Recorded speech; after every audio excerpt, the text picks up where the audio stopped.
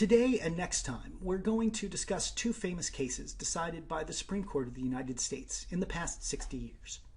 Both of these cases invalidated state criminal codes that had the effect of interfering with the efforts of certain individuals to have sexual relations on their own terms. The first case concerns contraception, the second one, sodomy. Both cases raise important philosophical issues about individual liberty and the proper method for courts to use when they interpret the Constitution. The first case is Griswold v. Connecticut, decided in 1965. The state of Connecticut at this time had the strictest ban on contraceptives in the nation. Connecticut criminalized the use of contraceptives, providing the sentence of at least a $50 fine or 60 days in prison or both. Connecticut law extended such liability to accomplices, meaning anyone who assists, aids, counsels, causes, hires, or commands someone else to commit the crime. The two appellants in the case were affiliated with Planned Parenthood, a nonprofit organization that provides reproductive health services. Estelle Griswold was the executive director, and Dr. C. Lee Buxton was the medical director. Dr. Buxton regularly gave advice to his married patients on the use of contraceptives. Griswold and Buxton were charged and convicted as accessories and fined $100. They didn't deny that they'd committed the crime, nor did they argue that the Connecticut law was unconstitutional on its face, but they challenged the constitutionality of their convictions nevertheless. They argued that married individuals have a constitutional right to use contraceptives under the U.S. Constitution. Not everyone, just married people. The outline of their argument goes like this. Laws that infringe constitutional rights without adequate justification are unconstitutional. Married individuals have a constitutional right to marital privacy.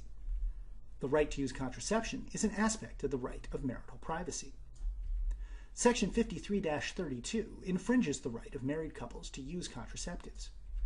Connecticut has no adequate justification for applying Section 53-32 to married couples. Therefore, Section 53-32 is unconstitutional as applied to married couples. And there's actually a bit more to the argument. If the state can't constitutionally convict a married person of using a contraceptive, then it can't constitutionally convict anyone as an accomplice to that crime either. Therefore, the state can't constitutionally convict appellants as accomplices. I won't say any more about this part of the argument because it's not in dispute. The case made its way up through the state courts to the U.S. Supreme Court, which voted 7-2 in favor of the appellants, with a majority opinion authored by Justice William Douglas. It's a curious and widely discussed opinion. Early in the opinion, the court denies that its job is to sit as a super legislature to determine the wisdom, need, and propriety of laws that touch economic problems, business affairs, or social conditions. In other words, although the court's going to strike down Connecticut's law, it wants you to know that it's not going to do so just because it's a stupid law. Most stupid laws the court will uphold. But this law isn't just ordinary regulation. It touches on an especially important interest.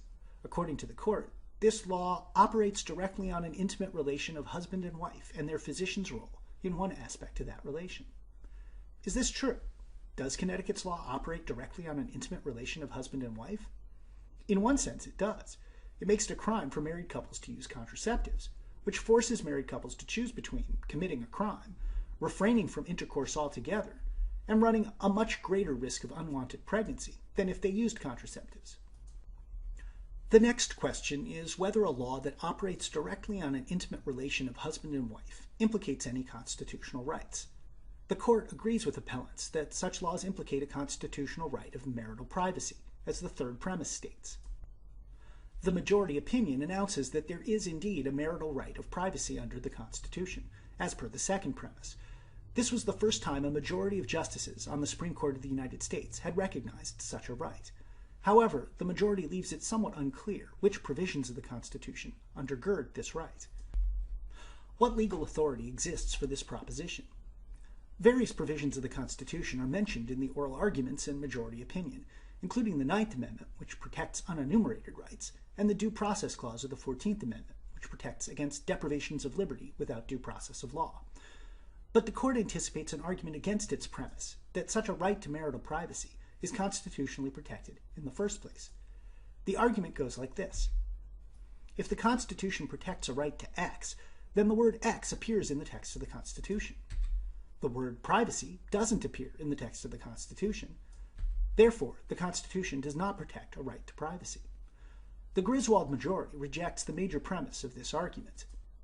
First, the majority defends the existence of rights that fall within what's known metaphorically as the penumbra of an enumerated right.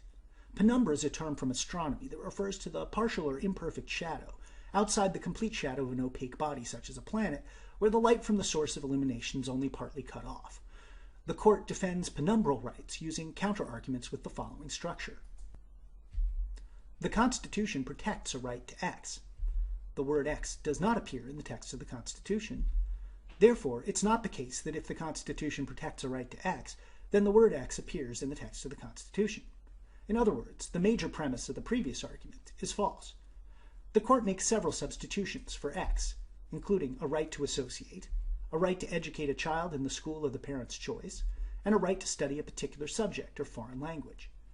The court cites previous Supreme Court cases in which the corresponding rights were upheld under the free speech and free press clauses of the First Amendment. The court implicitly assumes, therefore, that these cases were correctly decided, or at least that they now accurately reflect the meaning of the Constitution. A critic could challenge this assumption. But if this assumption is true, if these cases were correctly decided, then the court's counter-argument is sound. The mere fact that the word X doesn't appear in the Constitution does not entail that there's no constitutional right to X. For instance, a right to educate one's children in the school of the parent's choice isn't mentioned in the text, but it's a recognized penumbral right under the First Amendment. But the court still has work to do to reach the result in Griswold. The court's not prepared to claim that the right to marital privacy is simply a penumbral right under the First Amendment, as in the aforementioned cases. Nor does the court identify any other single provision of the Constitution to which the marital privacy right attaches as a penumbral right. Instead, the court observes that several provisions of the Bill of Rights protect aspects of privacy. The court proceeds to conclude that there is a general, unenumerated constitutional right to privacy. But the argument itself is not spelled out in enough detail. I'll try to reconstruct it like this. We can call it the emanation argument.